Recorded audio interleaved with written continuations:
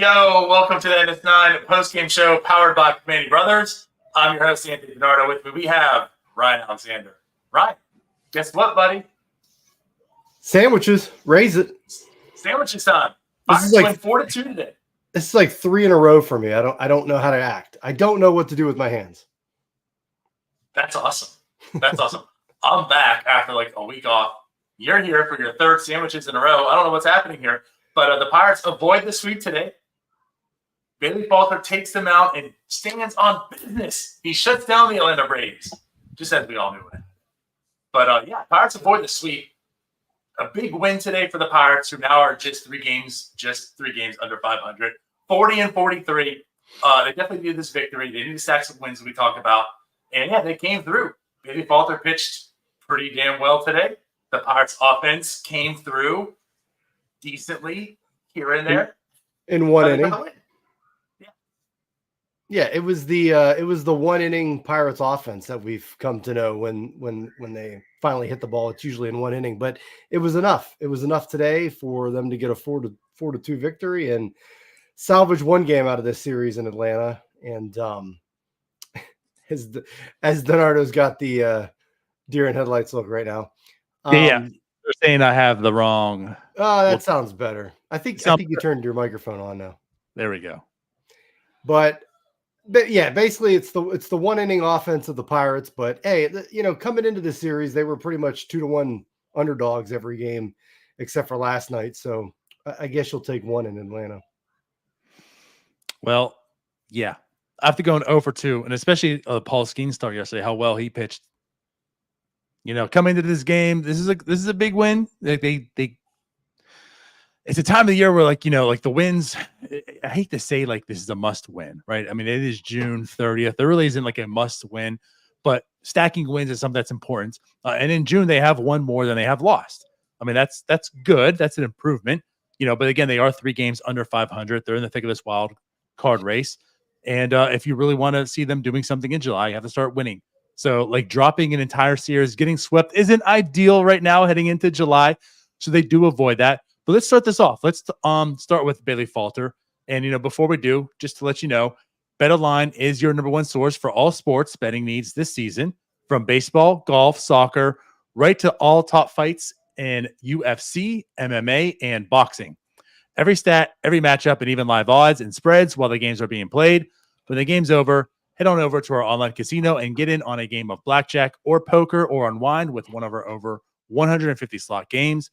Head to the website today to get in on the action. Use promo code BELIEVE, of course, BLEAV, for your 50% free bet credit on your first deposit up to $250. Bet online, the game starts here. So, Bailey Falter takes the mound today. He's been shaky. There's been some outings where he hasn't looked good. He had a bounce back a couple starts ago, and then last time it wasn't too good either. Today, we got good Bailey Falter. 5 innings, 1 run. He had the strikeouts going. It was a good start. Yeah, I mean, he had some control issues. He walked 4.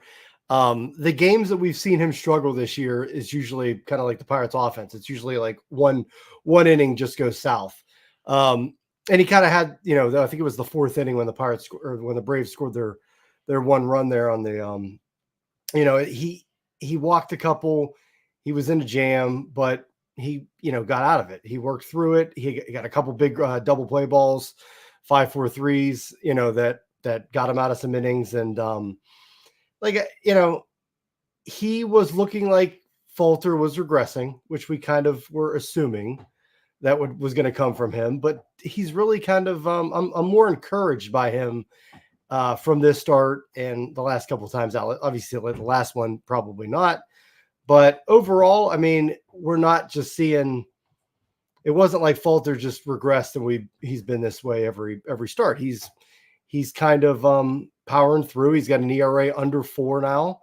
And yeah, I'm encouraged for him. I mean, we're going to be entering July and Falter is still doing it somehow. The extension, I guess, but he's doing it.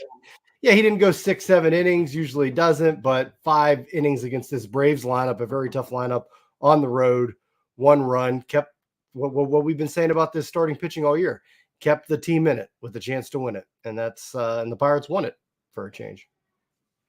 Right. You know, with Bailey Falter, it's hard to buy in and believe that like he's a really good pitcher. You know, this kind of goes back to the beginning of the year when the three of us, Jim, myself, and Tyler talked, and at the very beginning, like maybe a month in, you know, with Bailey Falter, he has to be able to hit his spots. You know, with that fastball, he has to keep it elevated.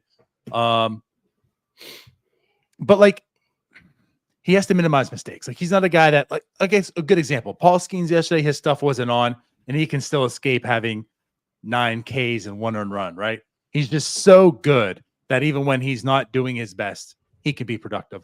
With Bailey Falter, it seems like he needs to execute and be precise, you know, in order to be good. And we've seen, like you said, we've seen a little bit of up and down from Bailey Falter, but like that's just what he is. And it come today, another bounce back, like you mentioned, a very solid lineup. Albeit it's not the Braves lineup as last year. You know, they haven't produced the way they want to be producing, but it's still a good productive lineup. He comes in. I would still take it over ours. Well, yeah. Well, there's 26 more I would take than ours right now. There you go. But, you know, again, he comes in today. He has a slider working very effectively. And right, like he's mixing it up. Again, like he's striking out guys. Now his stuff was working, but right, like you said, like he wasn't commanding too well. He did have 4 walks today in those 5 innings. But again, like the 5 strikeouts, you know, he's getting a lot of swing and miss stuff, with stuff that doesn't normally register with him. But again, like this is why that you are comfortable with Bailey Falter. I'm not ready to ride that Bailey Falter is good, but I'm certainly not writing him off either. Like this is all smoke and mirrors. I mean, there's something there. He's every bit of your like a number 4 or 5 starter. At least he's showing right now. He's going to be inconsistent, and that's fine. That's why he's like a back end guy. But more often than not, he's productive, and he did the thing today. Very much needed to win, put the team on the shoulders, and did what he needed to do to secure that. Yeah, that's what I said. I'm encouraged. Like I said, his ERA hasn't been good in June, as Jim pointed out, but he bounced back today. You know, he had a good outing, and he's still proving that he can do it.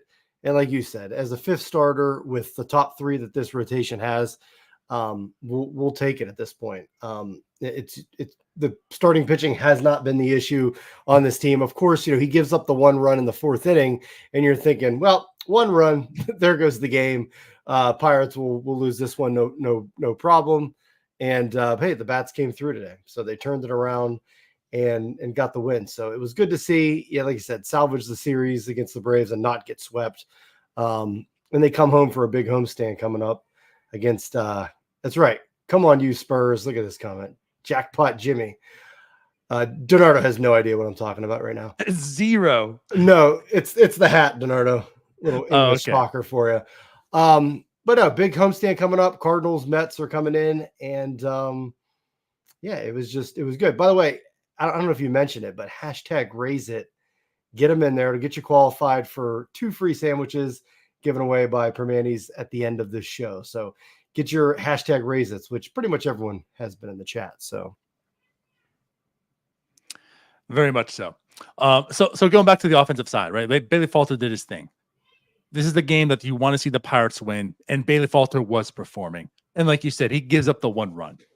Hey, I mean, that's fine. Like Bailey Falter giving up a run in the 4th inning, that's what you want to see. This is a good thing. It's just the problem is the Pirates scored 1 run in the first game, 1 run in this second game. So 1 run's now not going to be enough to win this game. They have to score 2, Ryan. 2 whole runs. So yeah, it seemed like a lot of people just felt defeated at that point in time. Well, there's 1 run. You know, the Braves are good. There's probably going to be like another run coming here or whatever. Right. Are the Pirates going to be able to score 2 or 3 runs today? And again, like the way the offense is looking, because they have Spencer Schwellenbach into the game pitching for the Braves. And you just know, like, this is one of the games, like, you just know, even seeing the name, seeing the player, he hasn't been doing well. The Pirates would get owned by him, right? And that's just like their MO. If this is Chris, I would feel more comfortable if this was Chris Sale today, Right. that the Pirates would win. But like, there's a Spencer Schwellenbach in here to pitch. And you're like, all right, well, it's over. It's 1-0. But like you said, no, the Pirates come through. Jack Sawinski takes a hit by pitch on like the very, very like the stitching of his shoe, goes on first base. Counts. So yeah, so good offense, Jack Sawinski today. And then Oneil Cruz just goes bong. Well, 400 and was it 454? 452. Yeah, 452. I mean, he crushed that ball. And right away, it's now 2-1. Pirates have a lead. Things are looking good. Yeah. And then what they do after that? Walk. Tell us, Ryan. And Rowdy Tellez home run. Ryan Tellez home run. My namesake, which, the game was Roku only broadcast. They did the in-game interview with Rowdy, which I don't need the in-game interviews, DiNardo, when a guy's out there playing defense. But I did learn that Rowdy's real name is Ryan, which I did not know. So that was interesting. But yeah, was it Olivares walks? Rowdy hits a home run. I mean, 4 runs, that's all the Pirates got. But 2, it's that power, man. If you have the power, you can win games like this. And they did it. Couple 2-run home runs in the same inning. Rowdy and Cruz go deep, and the Pirates are up 4-1. And you kind of knew after that. I mean, Grant Holmes came in. He relieved Schwellenbach out of the Braves bullpen and was looking nasty. So you kind of figured the Pirates weren't going to score any more runs today. And so you knew it was going to be a bullpen game to have to shut it down. But yeah, man, if Cruz, Reynolds, McCutchen, Rowdy, if these guys can hit some home runs, this offense is playable. Like, it's manageable, but they just go into lulls too often, and they don't hit enough power. But yeah, you're going to, hit basically back-to-back 2-run bombs in an inning. We'll take that all day. So that was great. And that was really the game. It was. And like, unfortunately, this has also been like the Pirates' MO. When they do score runs, it seems like it's an inning and that's it. Like, they only appear for one moment in the entire game. And in this moment, it was 4 runs. So at that point, you're like, okay, well, they better hold this team to at least 3, or at most 3, I should say, because it just, yeah, man, like, it kind of just stinks with this offense. We know how poor the back end of it is. And they're just way too inconsistent, even like 1 through 5, right? Just too inconsistent. Yeah. And then you saw Kutch leave the game and Connor Joe replace him. So that's a little bit worrisome. I'm not sure if this is, anything to really look into, but when you look at this offense, like, it's Andrew McCutchen, Brian Reynolds, and Oneil Cruz. And that's basically all that's doing. Oh, I'm sorry, and Rowdy Tellez. That's basically all that's doing anything. Come on. Yeah. So I said, don't forget Rowdy. But like, those 4 are basically the only ones that are doing pretty much anything at this point in time. So if you lose Andrew McCutchen for any point in time, then yeah, this is not good. Again, we'll find out. He does leave. Connor Joe replaces him, and Connor Joe does go 0-for-2 today. But I do want to talk about, a little bit. Again, Oneil Cruz does go 2 for 3 today with a walk, and again, that monstrous home run. It's good on him. But also, Nick Gonzalez 2 for 4 today. Yep. Rewind about a week ago when, we were kind of maybe nervous. Like, he hasn't been having the good, strong June, right? Things have been falling off for him. Is this Nick Gonzalez coming back down to earth? And, it was a hot month. Now, everyone's figured him out. Is this, he just needs a hit in the 5 hole, right? Or the 6 hole? Is this just, hey, everyone's entitled to a week or 2 that's, pretty off. Again, 2 hits today. He now has 7 of his last 5 games. Nick Gonzalez picking it back up. So, like, that's good to see from him as well. Yeah. I said this, I think, last week. Nick Gonzalez, like you said, I don't know if it's a slump. Like, he had a just a not great, 1 or 2 weeks. It's always something in this offense. Can't just have a couple of bad games. But I'm not worried about Nick Gonzalez. Like, he's looked really good. And I kind of, I just think he's going to be, and the defense, we've talked about that before with even at, playing short here and there, but pretty much at second. Like, he's been solid over there. And a couple hits today. He's been coming around again. I'm just not concerned about Nick Gonzalez at this point. Not in this offense when he's really been one of the better bats that this lineup has relied on. I mean, he was driving in a ton of RBIs. Didn't do that today, but he got on base, got some hits. And yeah, I think Nick Gonzalez is going to be, he was a 7th overall pick, but like, I don't think he's going to be a superstar, but I think he's just going to be a fine major leaguer, which is, the Pirates will take that and then some. We will take that. We need fine major leaguers who are decent hitters. So he's always making good contact, like D Nexus says here. And yeah, I'm just not worried about him. So it's good to see him come back from, maybe some pitchers were making adjustments with him in the couple weeks where he was struggling, but yeah, he just keeps coming at you. Nicky Barrows. Right. Yeah, for sure. So again, like offensively, there wasn't a whole lot like we discussed. There was only 6 hits on the 4 runs. Again, Cruz had 2 of them. Nick Gonzalez had 2 of them. And then Tellez and Cruz had the home runs, and all of ours also had a sneaky hit there that could have gone for an error. They scored it in my mind. They scored it with a hit. I mean, it was a hard hit. It was hard to handle, but ultimately nothing came much of it at that point in time, though. But yeah, so like the offense was there to a degree. Another thing of note, Joey Bart made the start today, so he comes off the IL. They do option Jason Delay. As Monty Grandal sticks around. Now, Bart didn't do too much today offensively, 0 for 4, 2 strikeouts. He did have a pretty clutch catch. I'll say that. As a pop-up behind the plate, he goes back there and gets that snag. So, welcome back, Joey Bart. I'm not saying this is huge, but that's definitely a position that's been hurting this team among a lot of them. But, Joey Bart being back, he was playing well, definitely defensively and offensively before the injury. They're going to need him in July here. Yeah. Hopefully he finds the bat that he had early in the season and keeps it going. Your boy Jason Delay, who was also playing well, like you said, goes down. So I know you're hurting inside. We don't have to go too deep in that. That might be a Starbucks thing, but right, I don't agree with that. Yeah. So, but as I said, hopefully Bart finds his form that he had in the beginning of the season, and like I said, he doesn't need to be Buster Posey out there. Just like in San Fran, he didn't need to be, I guess, but just need him to be decent and hitting the ball here and there. Also, Brian Reynolds, we have to mention, 25 game hitting streak ends. He was on deck in the 9th inning. DiNardo they couldn't get anybody on base to get him up, but he went 0 for 4.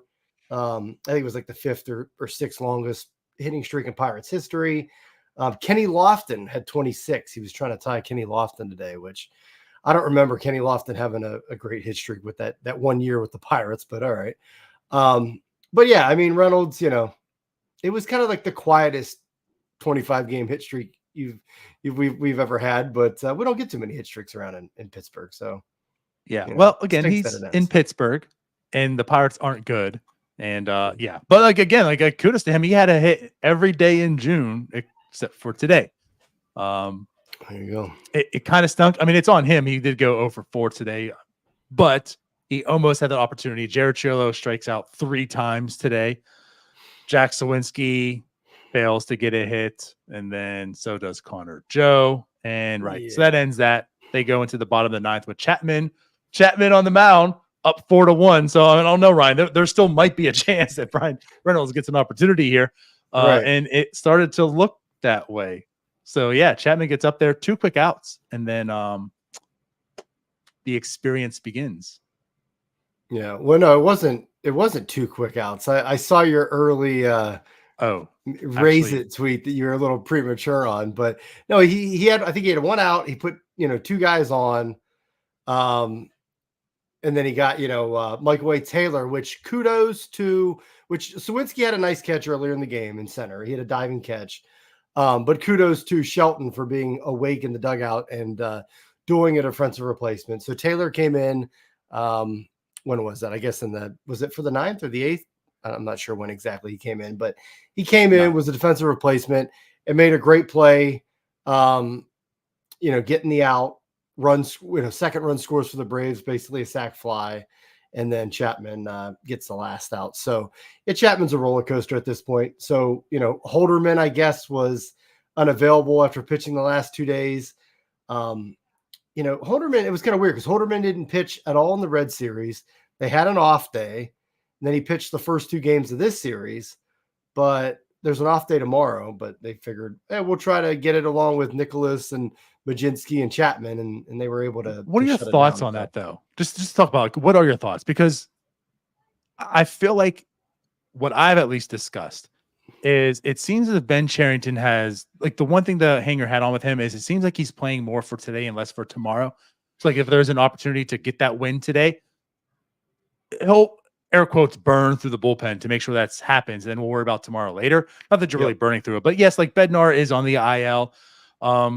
There is a clear victory to be made here. This can avoid the sweep. Like you said, there's an off day tomorrow. I know he's pitched 2 in a row. What are your thoughts on making him unavailable? No, I mean, I would have pitched him. Like, it would have been his 3rd day in a row. We've seen them pitch, multiple guys in 3 days in a row. Bednar's done it a couple times. You have the off day tomorrow before the homestand. So I was surprised at that. But like you said, with the Pirates and Shelton and the way they've been handling things, it always seems like we're playing for tomorrow instead of today. Now, if one of them, if Nicholas comes in, and let's say Nicholas comes in because he came in the 6th, Falter went 5. Let's say Nicholas has a long 6th inning and isn't able to go 2 innings there. Maybe they do. Maybe Holderman is available at that point, but maybe they figured, Nicholas went 2. Let's throw Majinski in there, which Majinski's been better, and he got the job done today. And then they went to Chapman, obviously, in the 9th. But yeah, I just, like you said, obviously I want Holderman out there. If he's healthy, I would put him out there. So I didn't like that decision. It worked out. Nicholas going 2 is obviously helps, which I kind of wanted to talk about that. And I mentioned this, I think, earlier this week during the Red Series. The bullpen as a whole, especially like when Bednar comes back, now that Majinski's turned a corner, Nicholas is pitching really well in that kind of the role that they've been, kind of a multiple inning relief guy. He's been really, his control's been better. We know he has, some stuff, and he's been pitching better. So I feel like you have him, you have Holderman, Majinski was a big one. You have Barucki coming back, and then, Bednar and Chapman. So I feel like, along with Nicholas, like Nicholas's stock is rising, and I feel like the overall bullpen as a whole is I'm feeling more optimistic about it overall. Yeah, I mean, I think that's totally fair. I mean, obviously, in totality, yes, Bednar's on the IL right now, but Bednar has been pitching much better. Holderman has been lights out all year, and even Chapman today, a great example. It's still an experiment. You're still not comfortable, but results-wise in June, they've been good. And then the way Majinski has turned around and become the pitcher that he's become, which Majinski also goes 1 inning today, 1 hit, no runs, a strikeout. Majinski performing better. You have some reinforcements like you're talking about. And I haven't been able to watch. Okay, I mean, people are watching this. I've been pretty much MIA for the week. I was in Pittsburgh for the tailgate and then visiting and doing family and friend stuff all week long. So I didn't watch really much Pirate games. I haven't watched Nicholas. Yes, the results have been better today. Also looking at it, like he pitched much more effectively. The first inning he came in, he was very, very good, very efficient too. I mean, 3 outs, 9 pitches. He enters the 2nd inning, 3 straight balls.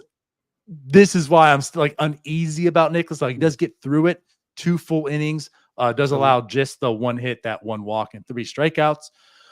I'm not ready to feel comfortable about Kyle Nicholas, but he is also going to be a big part of this bullpen. Like you're talking about the optimistic stuff. Like, if he can be, he doesn't have to be great, but if he can at least just not be the Chicago Cubs version of Kyle Nicholas we saw in Paul Skeen's first start, and more of this version, that's all they need him to be. If he's just not losing games, but at least giving this team an opportunity to stay in it, that's all they really need right now.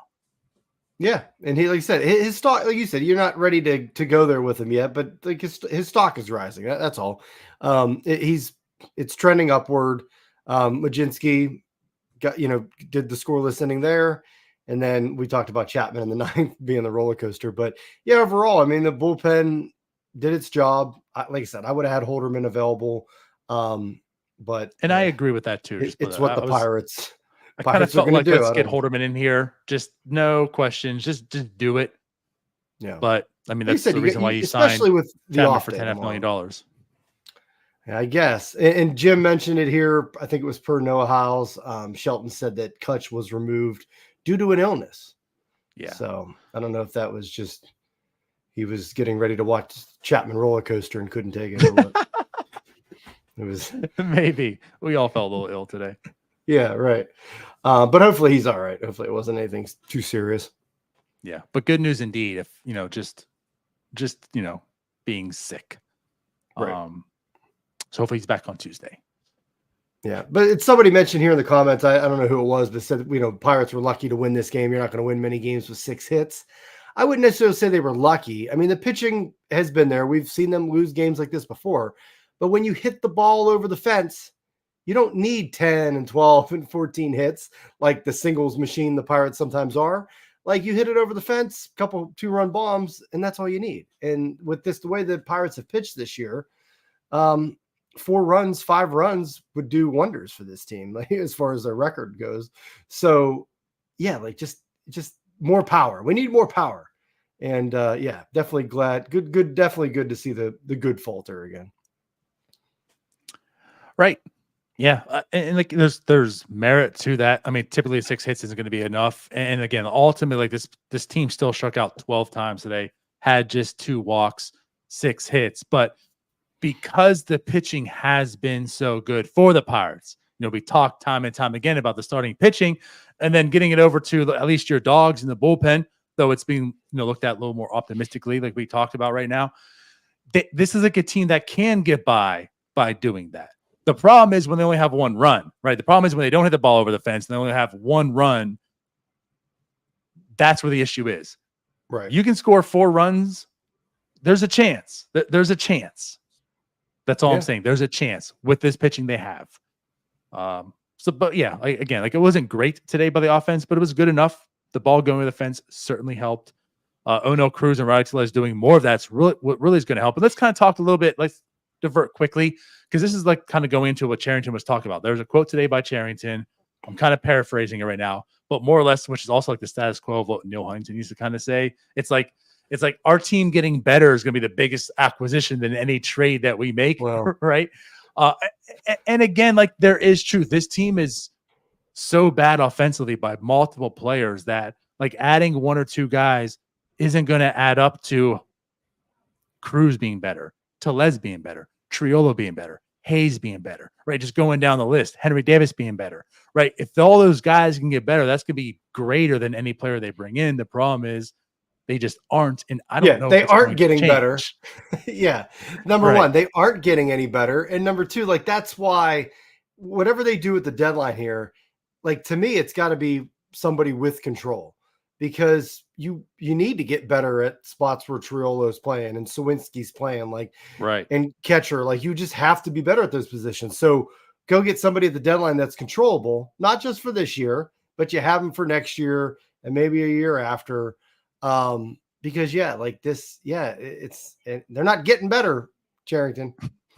Like, I mean, I get Rowdy has, but Triolo, Sawinski, your whole catching tandem. Go down the list. Michael A. Taylor, Sawinski, Triolo, every catcher pretty much not named Bart, even though Bart's cooled off to a degree. This offense is still a problem.